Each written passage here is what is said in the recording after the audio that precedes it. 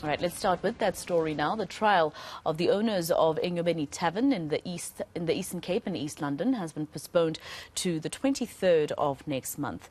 The couples, Siyakangela and Vuyokazi Ndevu, are charged with contravening the Liquor Act and selling alcohol to minors on licensed premises. They briefly appeared in the East London Magistrates Court. 21 youngsters died at their tavern last year. Let's go to reporter Ronald Masinda, who was following that particular case, and he joins us now live. Ronald, every time these two appear in court, there is a postponement. I haven't really seen you report that anything major happened in court except when they applied for bail. What is the issue? Is it a state issue at the moment? Is the state not ready? Okay, so we understand that the postponement is due to load shedding, which usually kicks in during this time, but it will also be time just to reflect on today. Today we saw the first state witness, Mr. Mncedisi George Kwenana. He is a 67-year-old man who lives just a stone's throw away from Enyobeni tavern. He did confess that in the past he used to drink at the tavern, but he eventually stopped after witnessing that young people were suddenly flocking Enyobeni tavern. And as much as people laughed about this, he also said that he stopped going there after teenage girls referred to him as baby. So what we also understand with this state witness is that he used to complain about a lot of issues at Enyobeni tavern, the noise level, saying that at around 4 a.m. there used to be a lot of noise. The place was so overcrowded in many occasions that the young people who used to go to Enyobeni tavern used to sit around people's yards. They used to mess, they used to throw bottles in their yards and also urinate in their yards. We also heard that some of them were even caught having sexual intercourse in between people's properties. But just for more reaction on today's proceedings, I am joined by the Eastern Cape NPA spokesperson, Mr. Luxolo. Thank you so much, sir, for your time. Just your reflection. Is this a credible state witness? Thank you very much. I think let me first express our happiness that the matter is now at least started in court and it's now proceeding. And we must commend our first witness. I think he was able to give the court what we wanted the court to get from the state's case.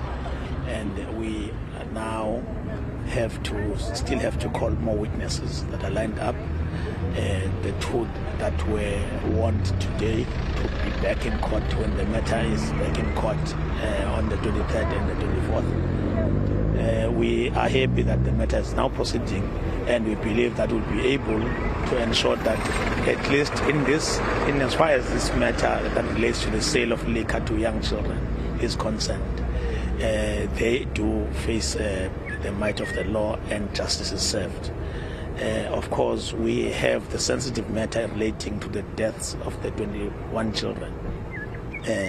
That one, if there is any new development that has to be communicated, it will be communicated with the families first, handled with sensitivity that it deserves, and then the public will be made aware of whatever new development is going to take place in due course.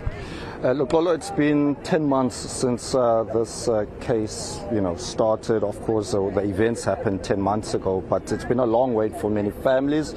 My colleague Masego asked me earlier on whether or not what was the reason for this postponement. There was mention made about load shedding. Is that the only reason? Yes, today we could only be in court for a short time because of load shedding, as the prosecutor did allude to the court, because at 12 load shedding was due, and the recording machines have to be switched off during load shedding. Now we are hoping that on the 23rd and 24th of May we'll be able to cover more ground and for the communities and the public and the society to see that justice is served against these two people.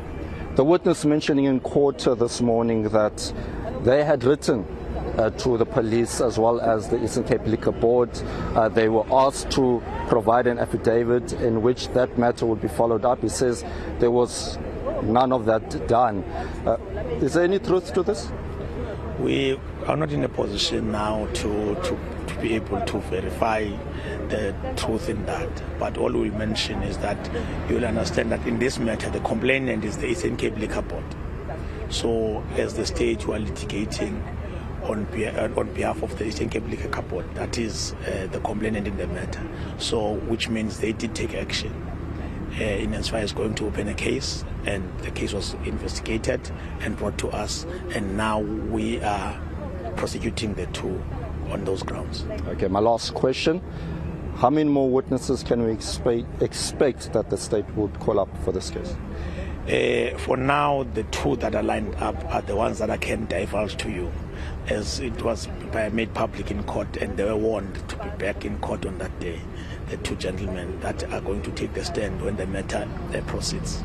All right. Thank you so much for your time. We really appreciate it. That was Luxolo Kyali. He is the Eastern Cape's NPA spokesperson. And just to perhaps reiterate some of the things that were said inside court, the state witness also reflecting on that particular issue, how they approached the police as well as the Eastern Cape Liquor Board to intervene on this matter, because they say for months now things have been getting out of hand at Enyobeni Tavern, before leading to this tragic event where 20 young people lost their lives. He says that they heard nothing from the police or the Eastern Cape Liquor Board. He also says that since this place shut down, that they are now living peacefully and that there's not a lot of things happening with regards to events such as the ones that they witnessed in Enyobeni in Scenery Park.